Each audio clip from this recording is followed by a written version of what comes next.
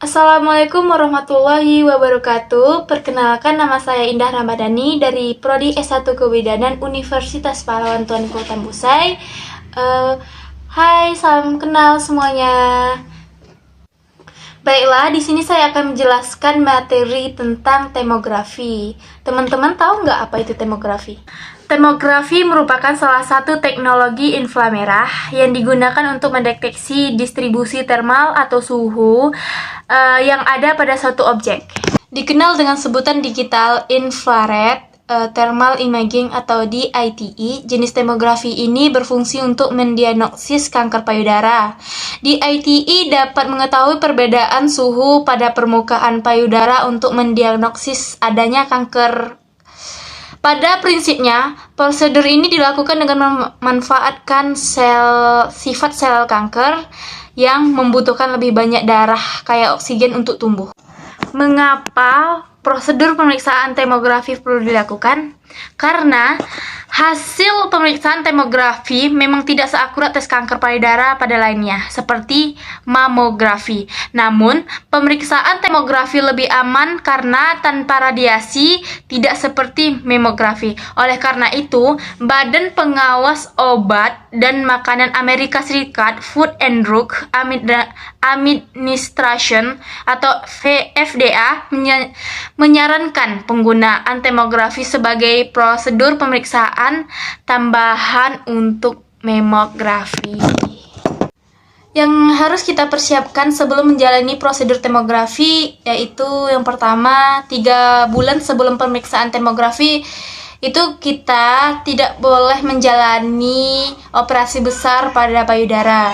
Yang kedua, 1 bulan sebelum pemeriksaan termografi kita tidak menjalani biopsi payudara. Yang ketiga, 1 minggu sebelum pemeriksaan termografi, kita harus menghindari aktivitas perawatan untuk melembabkan kulit atau tanning. Yang kedua, itu menghindari paparan sinar matahari.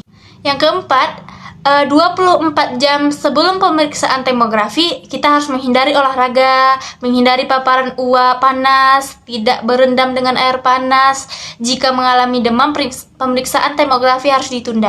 Yang kelima, pada hari pemeriksaan termografi dilakukan, kita tidak boleh mencukur ketiak, menghindari penggunaan deodoran, yang terakhir itu tidak mengonsumsi stimulan metabolik atau minuman berenergi.